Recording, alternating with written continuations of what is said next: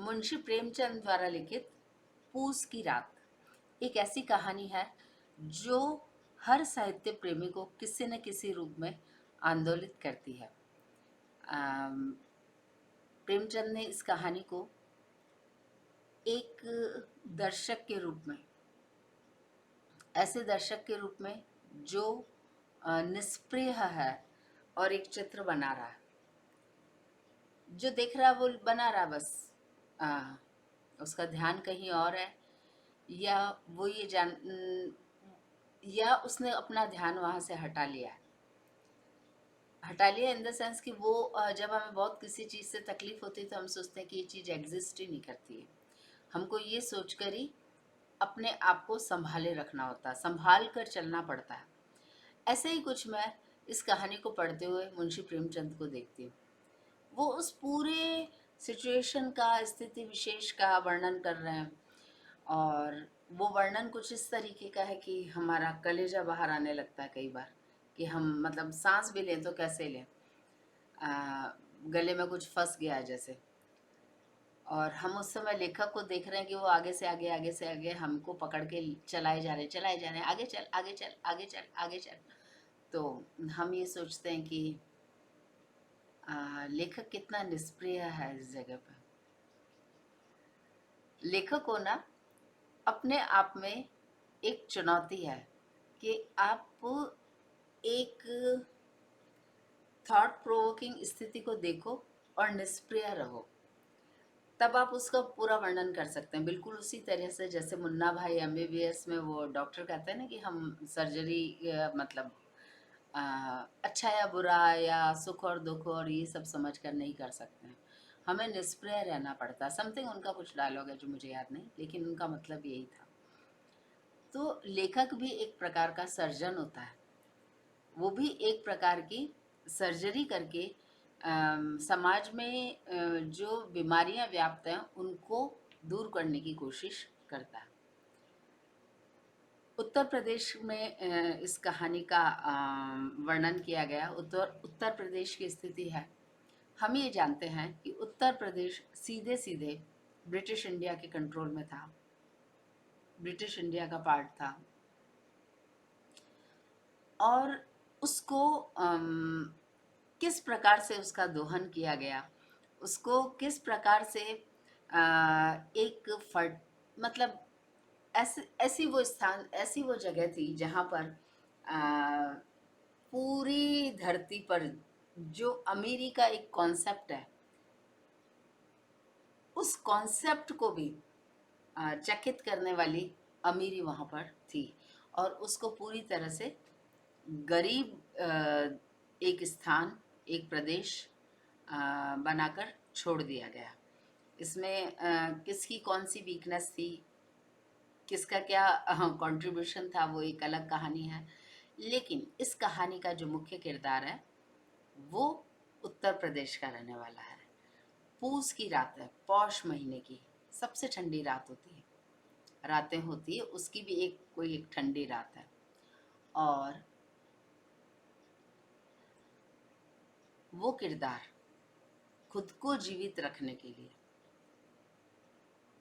अपने दिमाग को किस प्रकार से डायरेक्शंस देता है, ये इस कहानी का विशेष आकर्षण है। इम्यूनिटी एक ऐसी चीज है जिसको किसी स्कूल में नहीं जाना होता है, जिसको किसी गुरु की आवश्यकता नहीं होती। वो अपना गुरु खुद ढूंढता रहता है, आवश्यकता होती है लेकिन वो ढूंढता रहता है खुद ही।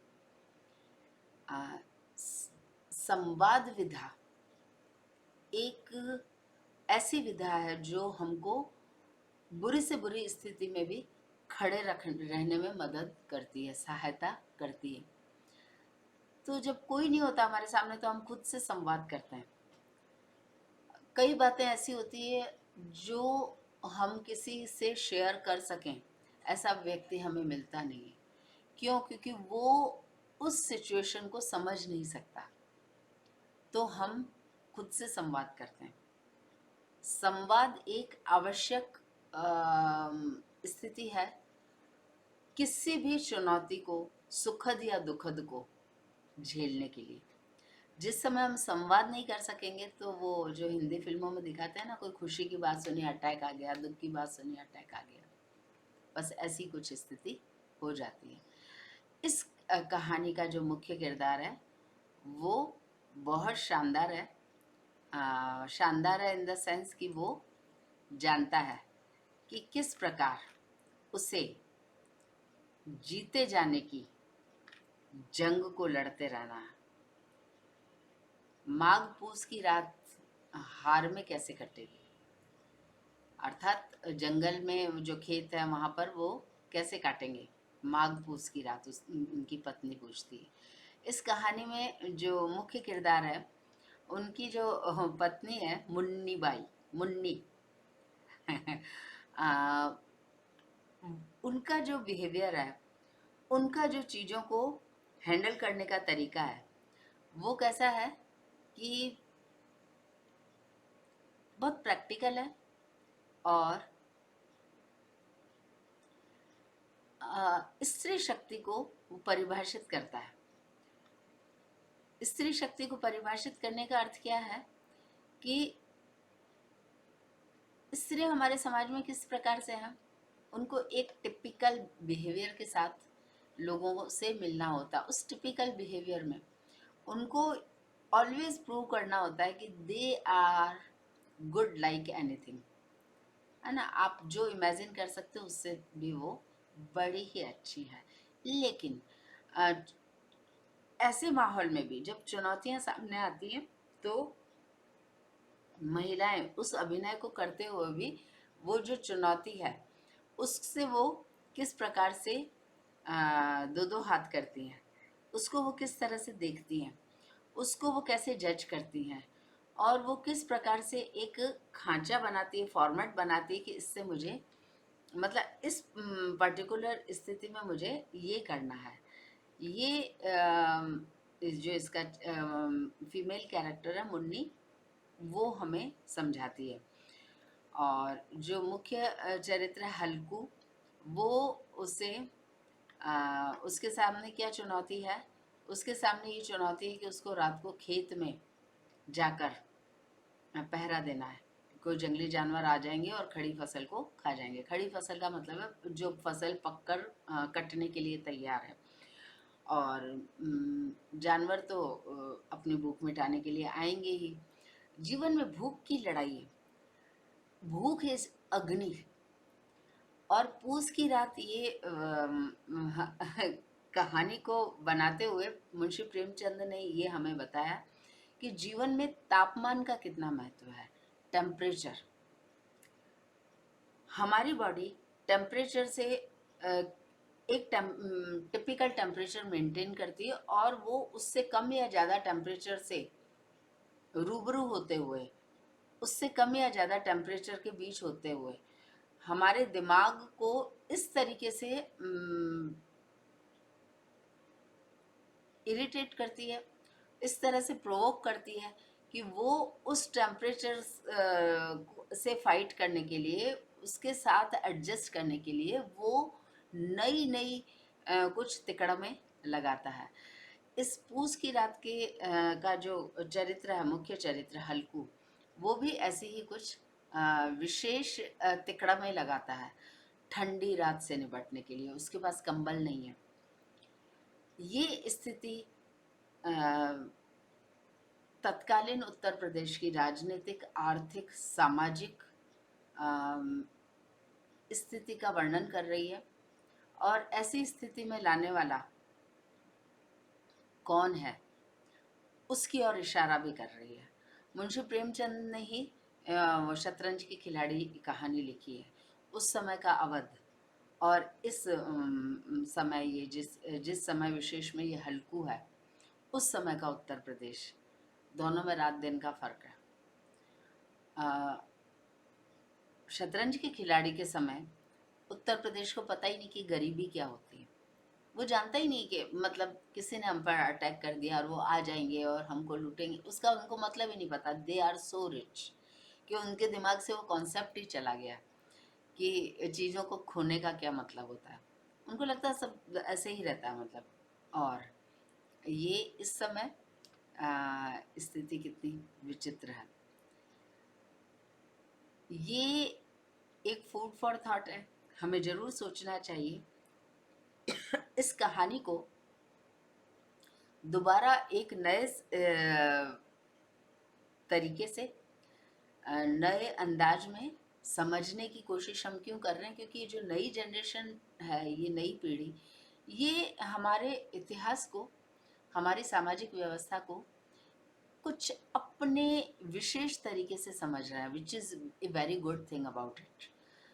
तो हम कुछ यही सोच समझ कर इसको पढ़ रहे हैं कि ये नई जनरेशन को भी पता होना चाहिए कि मुंशी प्रेमचंद किस समय विशेष को का प्रतिनिधित्व कर रहे थे। मुंशी प्रेमचंद की कहानियाँ किस समय विशेष की प्रतीक हैं। पूरी कहानी में हल्कू जो है वो अपने आसपास जो भी कठिन स्थिति है उसको वो अनदेखा करते हुए, उसे नॉर्मल मानते हुए वो जीने की कोशिश कर रहे हैं। ऐसी भयानक ठंड है, उनकी जो इम्यूनिटी है, उनकी जो बॉडी है, वो उसे नॉर्मल कैसे माने। उसकी एक सीमा है। दिमाग दिमाग तो असीम है, उसको तो कहीं पर भी ले जाया जा सकता है, उसकी शक्ति का विस्तार कितना भी किया जा सकता है, लेकिन उसकी शक्ति को हमारी देह किस प्रकार से समेट सकती है, क्योंकि हमारी जो बॉडी है ये एक डिवाइस है और इसकी कुछ सीमाएं हैं। उस सीमा के भीतर रहते हुए ये बॉडी अब दिमाग की असीमित सोच समझ को कितना सीमा में ला पाती है। ये मुंशी प्रेमचंद इस कहानी में समझा रहे हैं, हमको इशारा कर रहे हैं। हल्कू के पास में उनका एक डॉग भी है, कुत्ता भी है। हल्कू की पवित्र आत्मा में तो उस कुत्ते के प्रति घृणा की गंध तक न थी।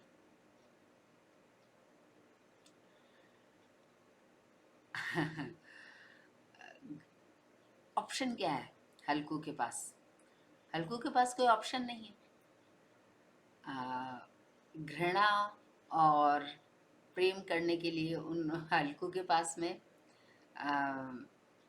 स्थिति नहीं है कि वो उनको अपने आप को चॉइस दे सके, ऐसी स्थिति में ही नहीं है वो। और पूरी कहानी बड़ी खूबसूरती से आगे चलती जाती है और अंत में एक स्थिति ऐसी आती है कि वो हल्कू से वो ठंड बर्दाश्त नहीं होती, ठंड बर्दाश्त नहीं होती और वो कल्पना करके कि इस बार खेती अच्छी होगी तो मैं अगली बार कंबल लेकर आऊँगा और अगली बार इस ठंड में मैं आराम से बैठ सकूँगा।